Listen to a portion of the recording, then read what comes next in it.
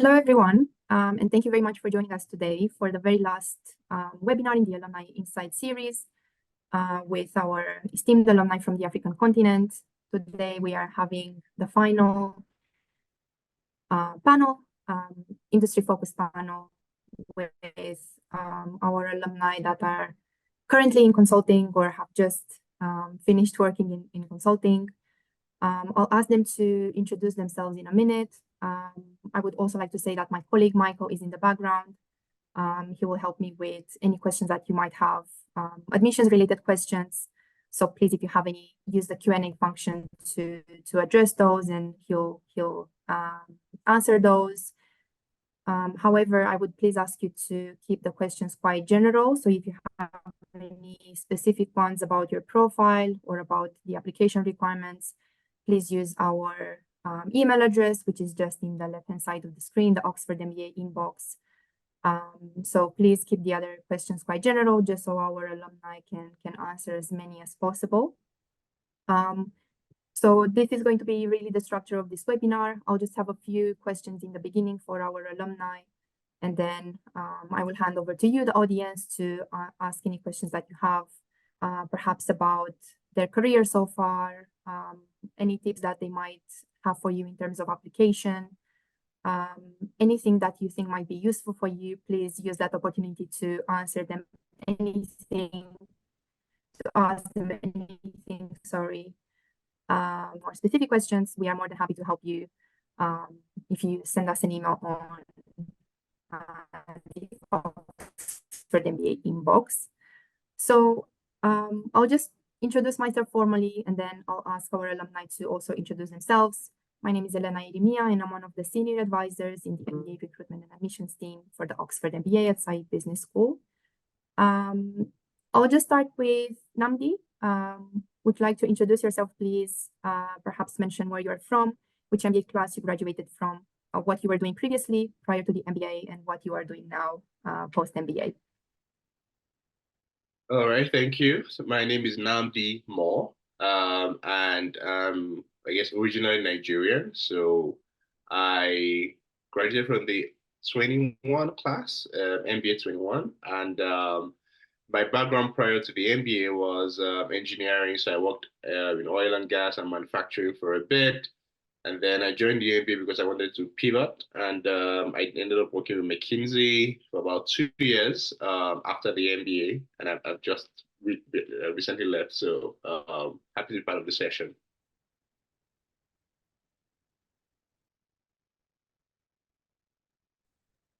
Perfect. Thank you very much. Hafiza, would you also like to introduce yourself? Okay, thank you so much, Elena. Hi, everyone. I'm Hafiza. I graduated in the 2022 class. I joined from Coca-Cola. I was in the strategy team in the Johannesburg office, South African office, for about 3 years. And prior to that, I was at Deloitte for about 3 years as well. And then I joined McKinsey last year. So it's been 1 year McKinsey in the Joburg office. And I have a focus on consumer, although I don't always work in consumer, but I try. And I'm very happy to be here.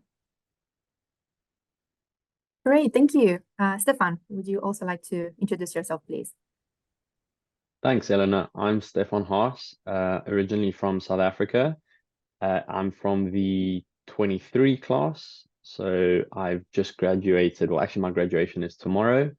I joined BCG post MBA as a consultant, and prior to the MBA, I worked in asset management in a variety of roles, mostly digitally focused, actually. And I'm happy to be here. Thank you so much. So I can see that 2 of you have in a way decided to do the program so you can pivot your career into consulting. So I was wondering if you would have any tips on how you did that, and any advice for our audience who might be looking to do the same thing with the MBA. So how were you able to pivot your career, Hafiza? Okay, that's a good question. So I got involved as much as possible. I knew kind of roughly early on that I liked the idea of consulting. And so I joined the consulting OBN. Um, and I got involved with everything. So whenever there was a talk, I was there.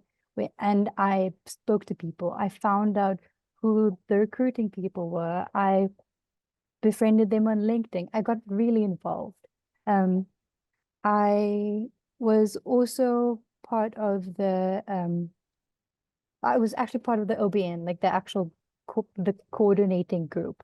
Um, and but you don't need to do that. I think so long as you just get involved with absolutely everything. I also know that there's online webinars that happen with other schools that you can also get involved in. So I know that London Business School, I went to a couple of those. I know that we talk about Oxford, but it's just about spreading your reach as far as possible. I also LinkedIn people till it was a little bit rude, but I really did LinkedIn as much people as possible. Um, yeah, I think the thing is getting involved with the people in your cohort, who's part of the consulting team. I did so many cases with different people. So I was very prepared by the time the consulting interviews came around. And also, even if you do have the structured hired, so I went the structured hired route, which is the beginning of the year. There's experience hired ones which happen later in the year. And so you can do both. It doesn't make a difference where you do it. Just get involved and know what your different options are from my side. Perfect. That's a great tip. Can I ask you a follow-up question as well? We get this question a lot, and I think audience might be really interested in knowing your perspective on that. Time to balance everything in terms of obviously your requirements for the program and just trying to get involved in as many activities as possible. How did you find the time to do everything, and how did you prioritize your I would say Oh, your goals and your activities during the I didn't, so what I meant was I didn't get involved with everything. So I didn't join other societies. I just stuck to this one. And I got involved with this one. I think spreading yourself too thin, because I know some people who were on the seed fund and they ran an OBN and they got involved with case thingies and competitions. I think just pick your niche and do really well in it. I didn't do the strategic project during the holiday. I ended up doing the creative destruction lab, but I didn't do any of the finance labs. I didn't do the impact lab. I think it's about just picking what you want to do and really focusing on that, and then having fun as well, because I don't want to go to a seed fund meeting and then miss out on my friends going to somewhere fun. So I just chose something very specific. Perfect. Thank you. Uh, Namni, you also mentioned in the beginning that you are coming from an engineering background. So how did you manage to pivot into consulting after the MBA? How has that journey been for Uh, well, I think the first thing I did, and I guess prior to the MBA, I had decided, okay, I want to do consulting, and I had tried to ask, okay, how do I get into consulting? What do I need to do? And then heard, okay, yeah, you have to go do the MBA, and it was a big question of where should I do the MBA at the time. So because I chose to do it in the UK, it's a 1 year program. I thought, LBS, Oxford, Cambridge, those are kind of like the, I guess, top three. I ended up choosing Oxford because I felt like it was a good school. At the time, we had a very big African cohort, and I had a couple of friends who had, come to Oxford, and I felt, well, okay. I mean, if they got in and they liked it, then I probably would. Um, and I think just like Hafiza suggested, I was very keen on consulting, so I went in gung ho, like case prep, case prep, case prep. I think the consulting careers team knew me very well because I was always like buzzing them up, like how do I get in? I did some other stuff to be fair. I also was interested in entrepreneurship, so I did some strategic consulting projects as well. But consulting was my goal. Like I I came into Oxford because I wanted to work in McKinsey, basically. And so it was very, very clear to me at the start. And I did the kind of structured hiring very early on. I got into McKinsey, and then I was good. For the rest of the, basically for the rest of the year, so I found out again that, consulting was really stick engineers, and like my background in operations and the problem solving could fit into this. And I just, pulled at that string basically all through my case prepping, all through my PEI interviews. And I think that's what really made it the difference. I have to say that I did apply to McKinsey prior to the MBA, and I didn't get called. And just as soon as I added Oxford MBA on my CV, then they were like, "All right, come, we interview you now." So anyway, I don't know why they did that, but yeah, I think it just made a lot of sense to me, and happy to have gone through the program. Perfect. So it all worked out in your favor in the end. That's really good to hear. Yeah. We have a question here from the audience that I think is really interesting, and I'll start with Stefan if you don't mind. But this is obviously applicable to all of you. Especially given your aspirations for a post-MBA career in consulting. So what kind of differentiators did you see in our program that, eventually led you to enroll into our program compared to perhaps some of the others that you considered prior to enrolling? Yeah, thanks, Elena. So kind of a bit of overlap to the previous question as well. It seems I have a very similar journey to Namdi. I was pretty clear that I wanted to go into consulting.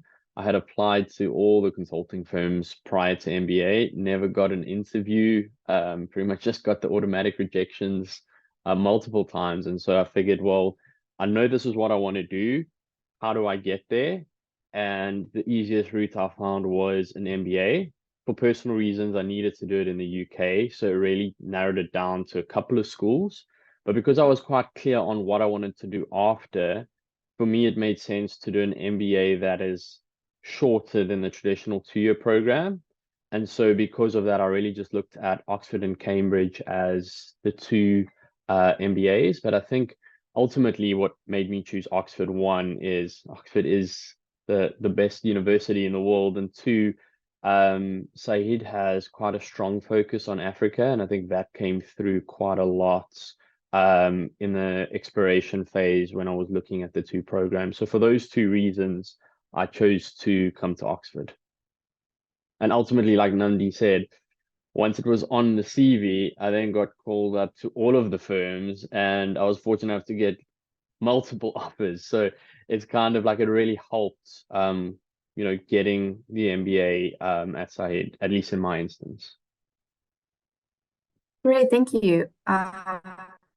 Hafiza, how about you? What particularly drew you to our program, and what kind of differentiators you saw compared to the others that eventually convinced you to come to For Said? me, the biggest thing was that it felt like it was the most holistic program.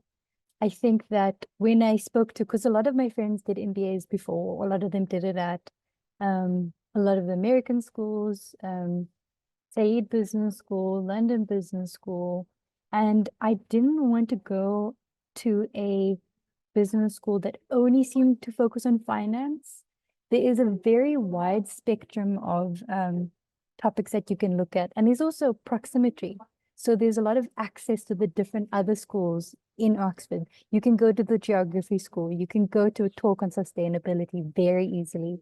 You can get involved with those people. A lot of people in my cohort, their careers have started via other entities, but in the Oxford surrounds. And I wanted something that was going to be holistic, give me a wide view. I didn't know that I wanted to do consulting when I first joined, so I wanted something that would give me a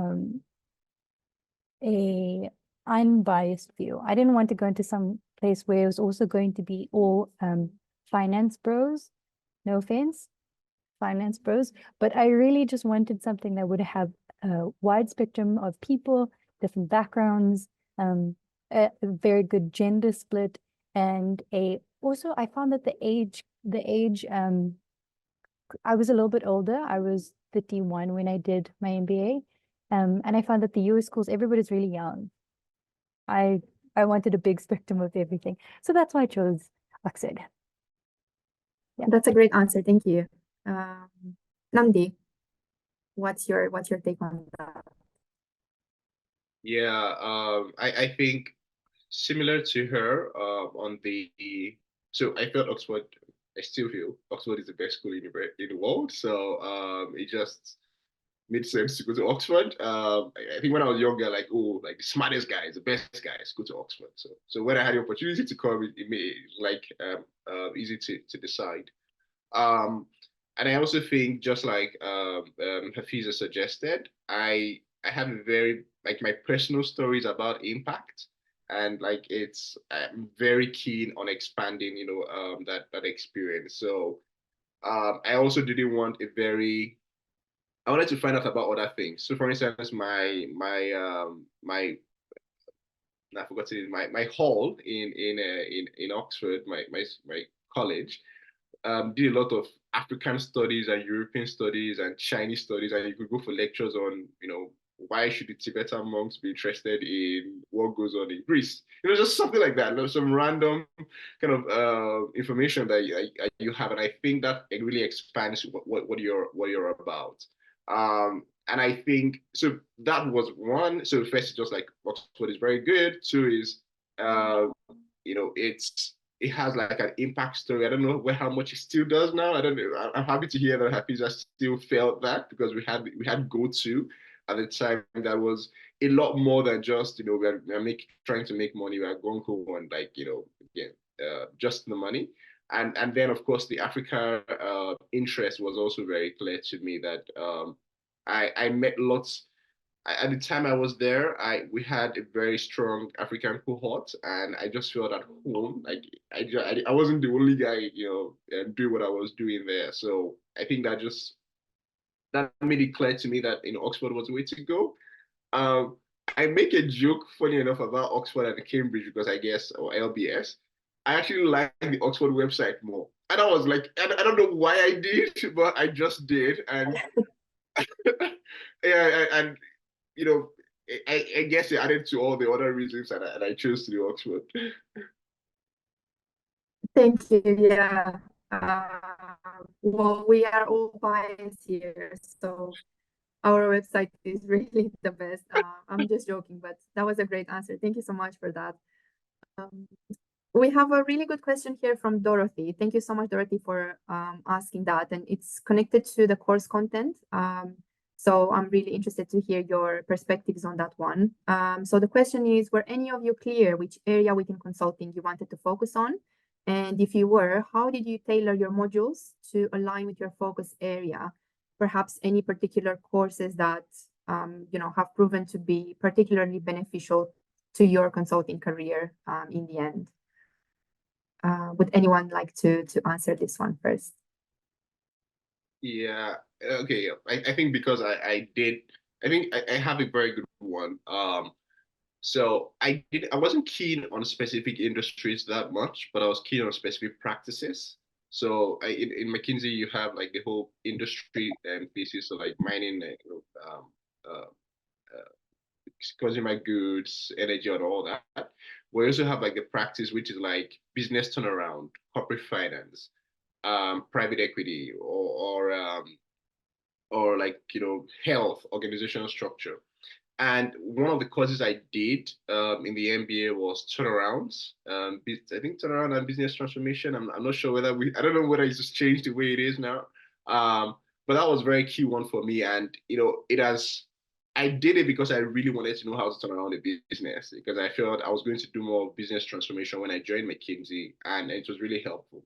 Interestingly, on that course as well, the one of the case studies, and please, Stefan, don't look at me in this funny way, but during that case study, the CEO who turned around his business basically came and said, "Oh, I wanted to do a turnaround. The business wasn't doing very well. I brought in McKinsey. They gave me some advice, and then I turned the business around." So I was like, all right, yeah, McKinsey is great. But it's what that course helped me when I did start working, because I ended up doing almost all business transformation. So I'm not a lot of strategy pieces. I wasn't keen on just like dumping a bunch of slides after a kind of 2 to 4 week study or project. So I've been doing more long-term, 3 month, 6 month type projects in McKinsey, and I think that course really helped for it. But at the time I was industry agnostic. So I've been very in McKinsey. I was also industry agnostic. I did banking, mining, health, oil and gas, basically anything that works on the planet. I did something related to that. Perfect, thank you. Stefan, how about you? Were you clear which area within consulting you wanted to go into, and how did the course content look for you during the MBA year? What kind of modules you picked, and what kind of electives really helped you think, with your consulting career?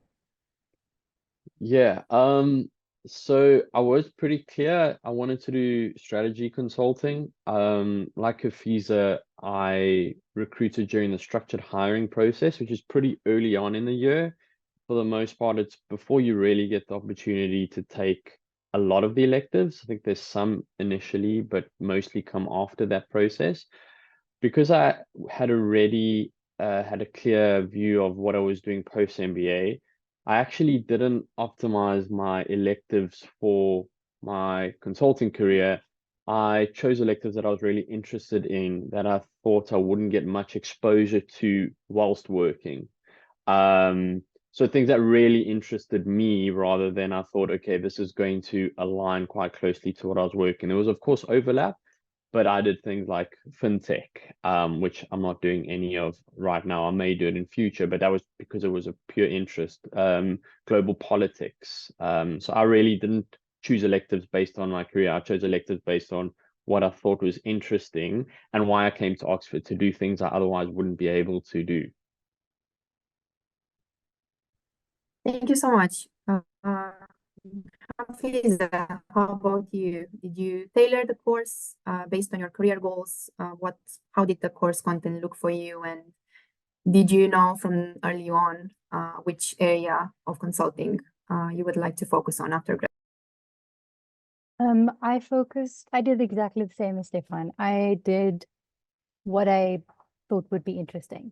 So I did a lot of sustainability.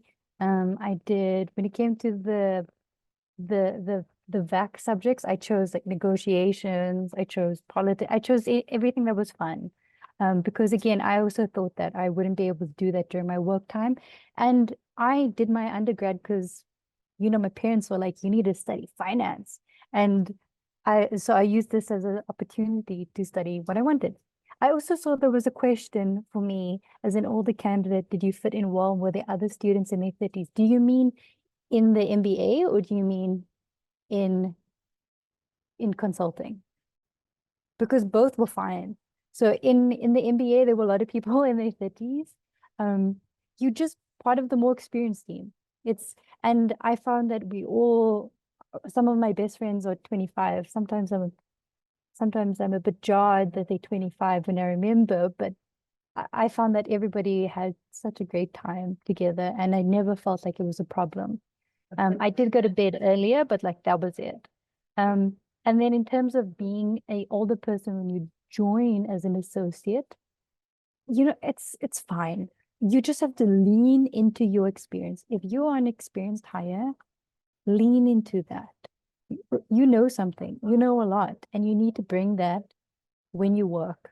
And I think that a lot of people who are in consulting spaces forget that, because, there's such a specific McKinsey way of doing something, or BCG way of doing things, that you forget that you can bring your own perspective, and you must bring your own perspective. It's your thing, and you need to do that. And I didn't do that in my first year, and I'm doing that now, but I wish I did that earlier. So being older is fine. Cool. That's a great advice. Thank you. We have a couple of questions about just careers and recruitment process in general. So I'll start with the first one. How did you utilize our career services, our career development center team, considering the timelines for consulting recruitment? Would anyone like to take this one? Okay. I mean, okay, I thought Stefan came off me, but I mean, I can start that, and I think, um, I think Stefan and I would have maybe a similar story, right? Because we're sure we're doing consulting prior to coming in, so we hit the ground running and joined the consulting career service team. Like, I think that's what I did. Like, I arrived and I went to the I went to the career service and said, all right, I'm gonna be a consultant. You are gonna help me, and I don't know, whatever you do for consultants, do it for me right now. And I think that, and that was like first week in or beautiful second week in, because and this is very important because the way the Oxford MBA works, like, you start in September and you apply in November to BCG, I think. Mm. um McKinsey in January or February, being in around, so it's crazy that you kind of feel like you've just arrived and you have to do recruitment immediately. So I think that was also good, like them telling us that structured hiring happens early in the year.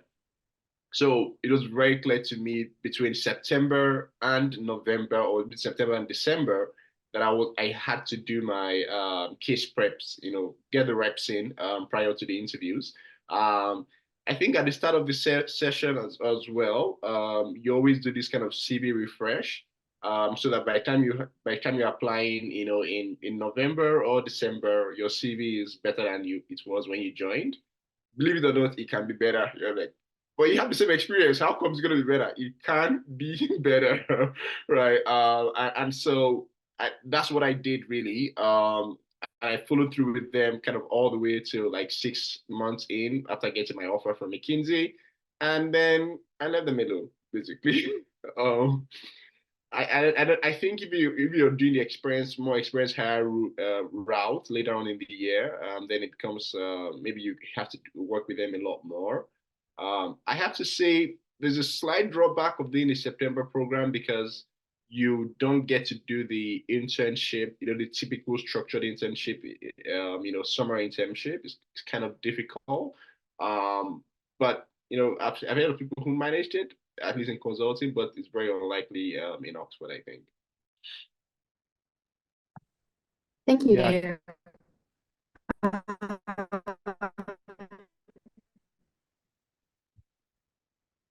I can add to that. Sorry, I think you were breaking up there, Eleanor. Sorry. But I really leaned into the career services team. I think the one thing to be quite aware of is that they're not going to find you a job. Like, you have to put the effort in, but they are there to support you along the journey as much as possible. So it's kind of like a give and take. As the more you lean in, the more they see you serious about this, the more that they are able to support and guide you. Prior to joining, I'd already reached out to the head of the consulting careers team. I had a call with him, asked him about the resources available.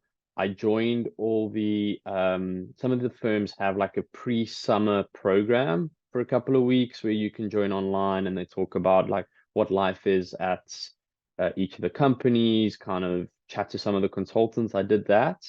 And I think what was really important is I used the careers team to find out who the alumni are in the firms and the offices I was targeting, so that I could chat to those people on recommendation of the consulting careers team, because they've helped so many people before. As soon as a recommendation comes from them, alumni are more willing and helpful through that soft introduction. At least that's what I found. So I did a lot of that. And then case prep. They have access to some sites. They have people that host case prep sessions. I went to a lot of those, and through that, I found people in my cohort that were quite serious about consulting, and we cased a lot together. And I think all of that collectively was what really helped me. They supported and guided me along the way, but you have to put in the work yourself as well. Thank you so much.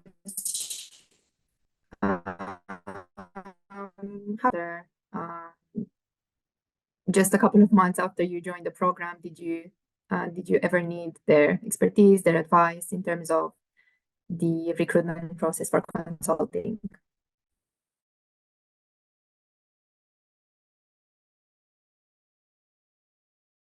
I didn't hear that, Elena. Could you repeat that, please? Sorry, yes. I was asking if you also worked with the Career Development Center. Did you ever need their advice, their expertise in terms Oh, of the recruitment process for consulting? I got super involved once again. I think at the end of the day, it's about how you drive your own career. A lot of my class did not end up finding jobs immediately afterwards. I badgered everybody. Even if I mean, even now I still keep in touch, which is why I'm do recruiting events like 2 years after I graduated. I think that you need to get involved with everybody, like anybody who has got a link to the consulting world or a link to recruiting or a link. That's what I did. And I think that that's what everybody has mentioned. And I think it's incredibly important to do that. It's taking ownership over your own career, pretty much. Absolutely. Thank you. There is a question on a similar note here from someone from the audience, who's asking, how frequently do consulting recruitment events or visits from recruiters occur on campus throughout the year?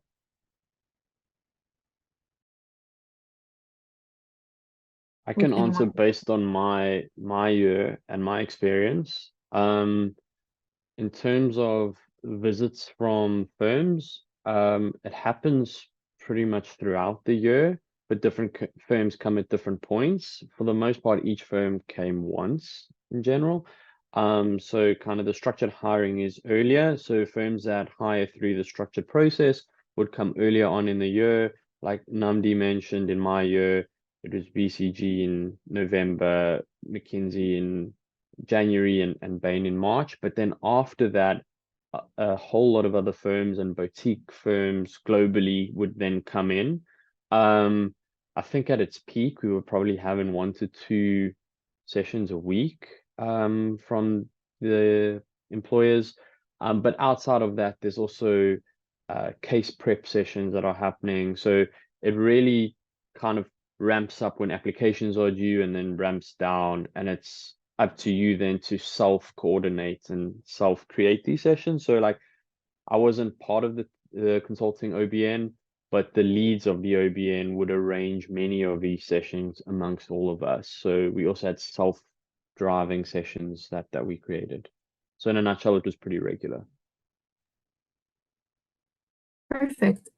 Would anyone else like to add anything to that in terms of recruitment events or visits from recruiters that happen on campus while they were on the MBA? Oh my, Elena, I think your network is quite patchy. But I think Stefan was completely right. We had a lot of people coming in. I don't think I have anything to add. You just have to join the sessions when they come up, and try to talk to the people who are coming. Like when McKinsey comes, you talk to the McKinsey guys. When Bain comes, you talk to them, and just try to have a relationship over the period. And yeah, I think it's typical across most MBAs, to be fair. And I guess the recruitment team or the career team has a lot of work to make sure that they come, and and we have access to them prior to applications. But if I could add to that, I still think that we need to remember that consulting firms still hire throughout the year. So even if you change your mind, like let's just say in some random time in the year, you've come to the conclusion that finally you want to join consulting, you can. And other people have joined already. So reach out to your network, like Oxford alumni people, and then they will very happily refer you. So I don't think if you miss out on some of the recruiting events, or you change your mind, or you one of your jobs didn't work out and you worked for a year, for 6 months. There are avenues. And so you just keep in touch with people and you cohort and like take note of who's working where. Thank you. There is a very interesting question from the audience in terms of how is the consulting industry unique within the African context, and how did the business school prepare you for that? I think that's really, really interesting if any of you would like to answer this one.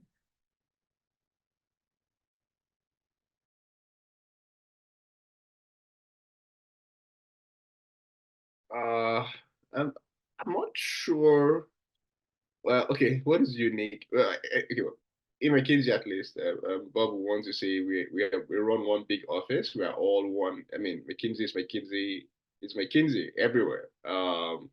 So yeah, I'm not sure. I mean, I guess we do some jobs are more common than some others. So maybe oil and gas, or maybe for the Lagos office, oil and gas is more common, and maybe working with government. Maybe Johannesburg office, maybe mining is more common, banking everywhere. But I'm not sure that it's that different from elsewhere in the world.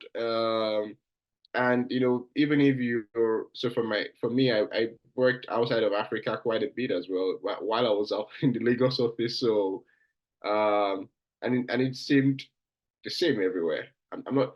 I don't think there's a very very big difference. Maybe the clients are slightly more. So I mean, I think every location has a specific type of client. So if you're working out of maybe San Francisco, then you're more likely to be working for tech firms.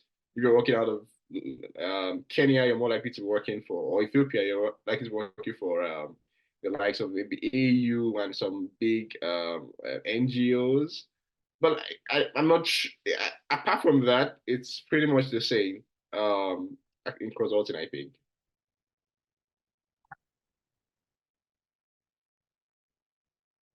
Perfect, thank you. Hafiza or Statif, perhaps the business school prepared you for, I guess, working into consulting specifically within the context? I can go because I've been working here for a year now. I think that it prepared me in that. So I think that I do agree, though. I don't think that the work is vastly that different around the world. I don't think that okay, obviously cultures are very different, but the work that you do itself, like your approach, at least in McKinsey, is very standardized for all of the different offices. But I think that being an MBA, you feel you have a wide spectrum of topics that you've covered. You are able to speak to anybody. You're able to speak on your feet, and you're able to produce work very quickly. And I think that's something that really helped me. I was initially, I mean, back in my old job, because I had to manage my own time, it's different. Because in consulting, you are accountable to so many people so quickly. And the same thing happens when you do your MBA. Your workload is high and it's quick and it's due and you need to do it. Because if you don't, it's your own fault. And the same thing applies to when you're in consulting. The workload is a lot and it's quick and it's due in 2 hours, and you just have to, it's got to do it.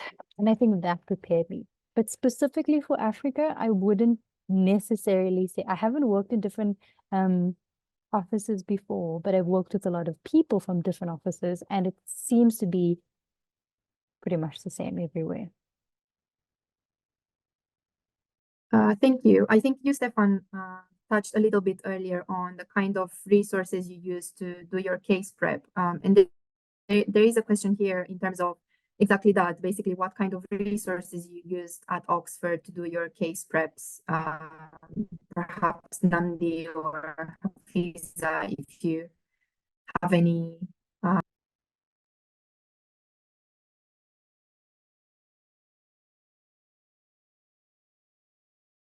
mean, I could just reiterate some of the preps I use. So you get access to Case Coach through the business school.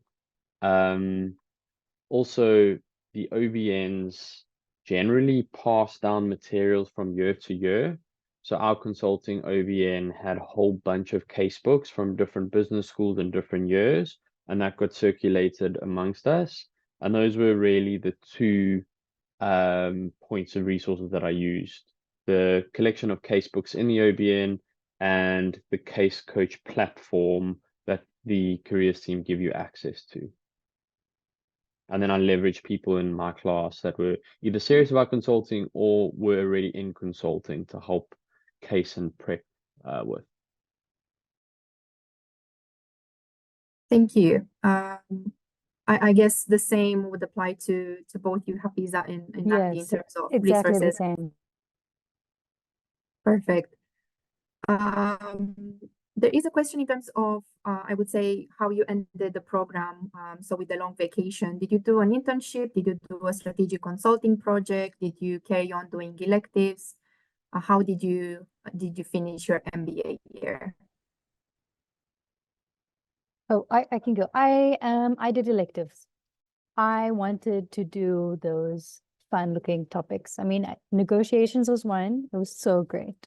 I think if anything that I did take is definitely how to negotiate. We got into a lot of spats.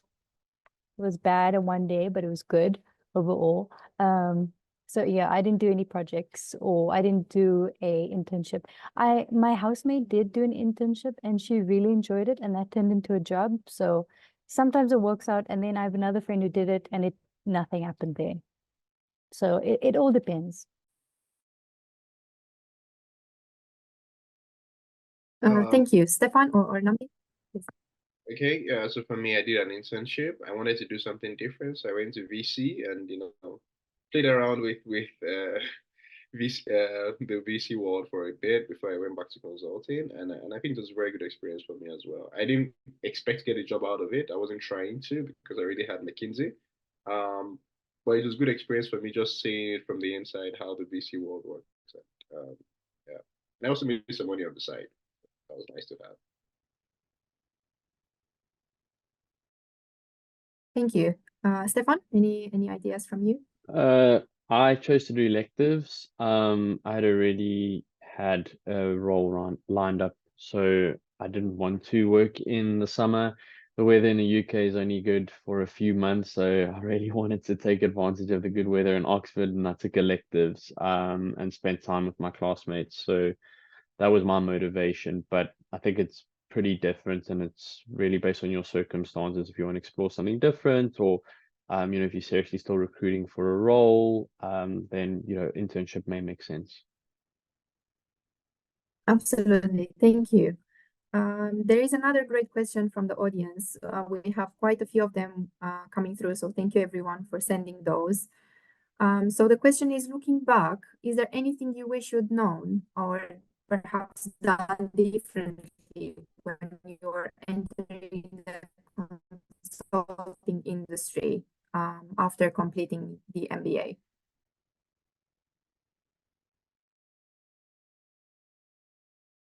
So for me, my answer would be no. I mean, you should know what you're getting into, and I think I did. With the MBA and with consulting, um, you know, yeah. So you should, I think, just do some more research. Consulting is a stressful job. I've done it for a couple of years. It was stressful. Like, I mean, Hafiza can talk to you about check-ins and check-outs and right and how much work you find out you have to do. I hadn't worked as hard as I have worked over the past 2 years before. So yeah, you just know what you want to do and go for it. But the more you know about the industry, the better. And I think you get that in the Oxford MBA from your classmates as well. And that's it.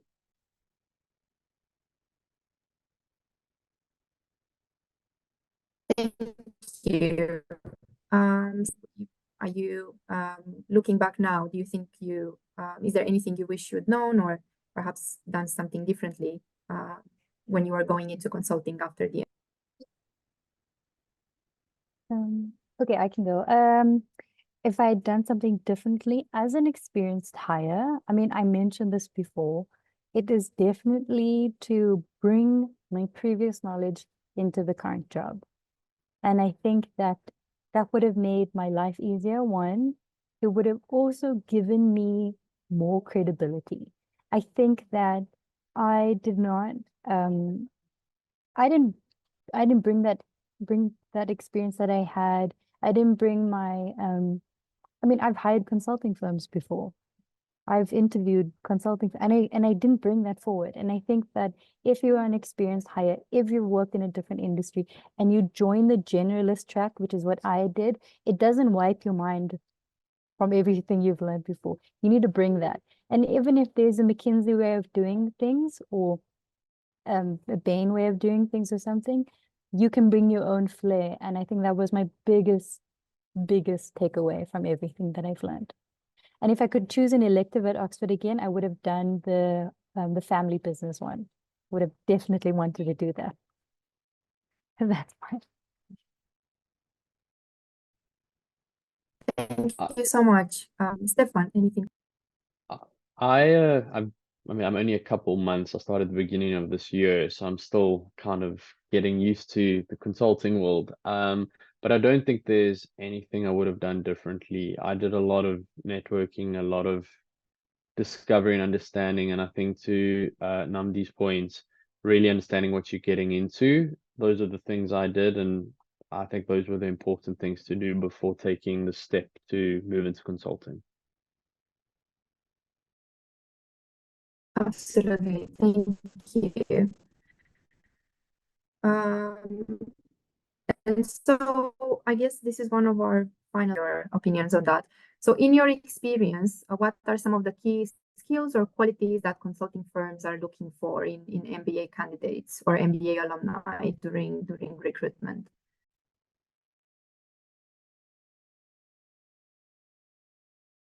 I'm happy to go. Oh, sorry. Sorry, Hafiza. My funny one was ability to pass the case prep interview. I think if you can't pass it, then you're not going to get it. I think up until you're invited for an interview, maybe they check your background, and frankly, Oxford and Career Services will help you with that, right? They would, tweaking your CV, showing your best side and all that. I'm trying to remember now whether I did some cover letters. Making this doesn't require a cover letter. I think BCG does. But I mean, all those things you can probably work through with the career services before you send them out. And once you've gotten called for an interview, then it's all about casing and doing well. My teacher also has the PEI, so that's like your personal experience. Yeah, I think if you can solve a problem, right, and you can show examples of when you did that in the past, then you're great. I think that's a general thing, and maybe sounds too broad, but that really is it. You're like, oh, I did this and did this and did this, and I did so well in it that this other thing happened. Like, that's great. You've aced it, and then if you have this problem, what do you think about it? You solve the case. That's also great, and then you're in. I'm not sure that there's too much more there, but again, Hafiza and Stefan can comment on their own experience. Yeah, I can add to that. I think most consulting firms, at least the ones that I was looking into, they look at two things, like your ability to problem solve in case, and then your behavioral, or I think at McKinsey, it's the personal experience. And I'd spoken to a lot of people in the consulting team, and Saeed has industry experts or industry advisors, which are kind of people who work in those industries that provide support to the students. And I'll never forget one of the I think BCGers that is an advisor said to me, nothing can make up for poor casing. So when you get called up for a case, like, you need to make sure that you understand the dimensions that these firms measure on, and that you are able to case exceptionally well. You can do well in your behavioral side, but if you cannot case, unfortunately, you will fall short there. But having said that, it doesn't mean the behavioral side is not important. Like, culture is a big index for most of the firms. So they will look for things like your ability to work in a team, your leadership capabilities. But those are the two things you really need to focus on.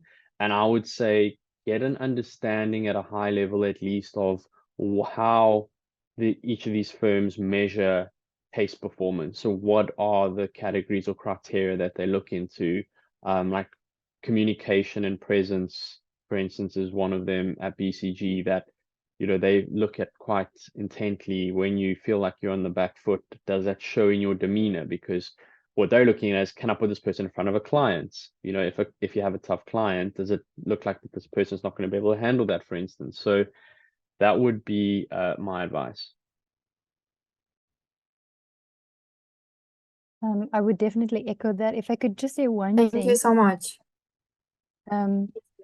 just check how different companies interview, because I know that BCG does interviewee-led, where they drive the case.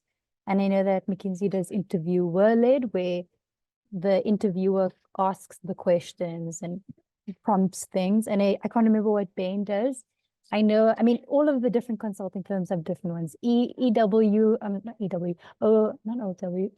sorry, had one where the questions popped up on a page. So try to find that out, like ask around, ask online, again, ask on LinkedIn. That really made a big difference, the style of interview. That's great advice. Thank you. Another question from the audience is, were the firms open to allowing you choose which office to work at, or were you limited to specific offices or locations?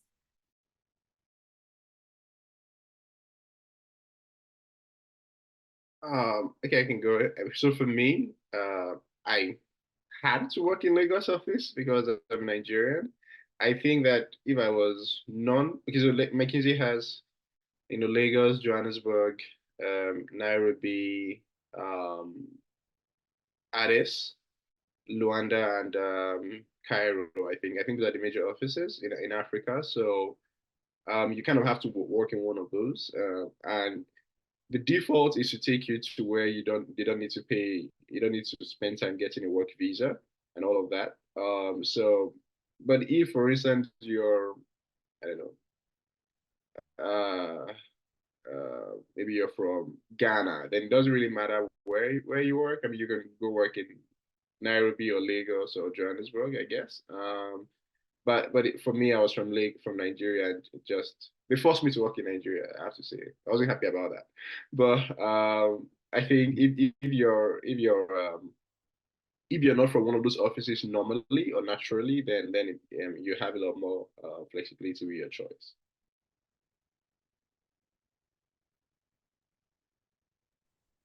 I think it's a similar aspect at BCG. When you apply, you put down your office preference and selections. And so what happens is those officers would get your application and they would decide whether or not they want to interview you. So when you go into the interview process, you're interviewing for a particular office. You're not interviewing for a worldwide pool where you then select an office.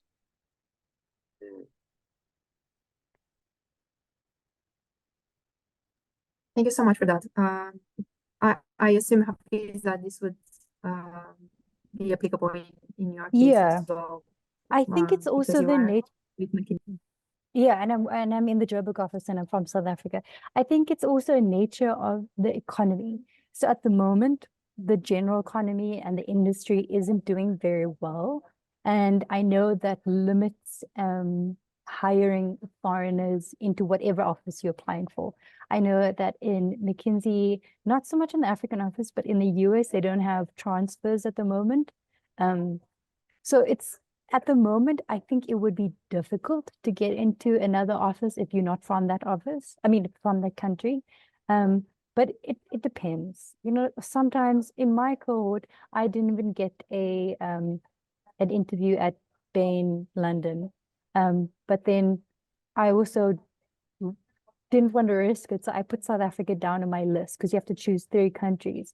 So maybe if I'd put all of them, London, you never know. And I think that you just need to take into take into consideration how desperate are you to be in a country or the company, and pick your offices accordingly. Because if you apply and you don't get in, now you have to go on a cooling off period and you can only reapply again in a year. So just take that into consideration when you choose your offices. Thank you. Unfortunately, we don't have a lot of time left. We only have a few minutes. So I was wondering, the final question, if anyone would have any tips for our audience who are perhaps looking to apply for next year or the year after. If you have any tips about the application process, perhaps something that you've done when you applied for the program and really helped you, would you like to give that advice to anyone that is looking to apply soon for the MBA?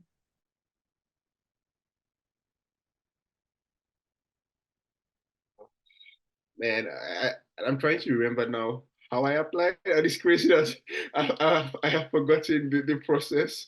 I think I did I think you're right. It says, geez, I have completely forgotten how I got in. But I think I did an interview definitely, and then I did. I think an in-person interview. I think I wrote like a brief response to questions on the application. Um, um, yeah, frankly, the same advice works for consulting that I think applies, coming to the MBA as well. Because I mean, Oxford wants people who already, who show that promise, and it's like putting your best foot forward, writing a like killer motivational essay of why you want to join Oxford and why, in response to the questions, and also like again during the interviews, I guess more behavioral in that sense. I think the interviews for Oxford were more behavioral. And it's like, how do you solve problems? How do you think about issues? How do you approach challenges? Tell me about the time when this happened. In some variation of that, so you have to prepare for that, I think. And yeah, I did I think something called Kira. I don't know what I stood there. But I don't. It was surprising to me. I didn't know how to do it. I guess I was just lucky that I passed it. But like, the best way to do anything is to prepare. Maybe I'm not the best person to answer because it's been a while now. Maybe Stefan, obviously, who did it more recently, would have better feedback. So probably reach out Stefan on LinkedIn and force him to tell you how he got in.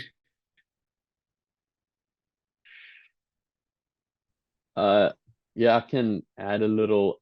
None of this was pre-prepped by the recruitment team, so they may agree or disagree. But I guess from my experience and what I thought was important, like really show how you're different.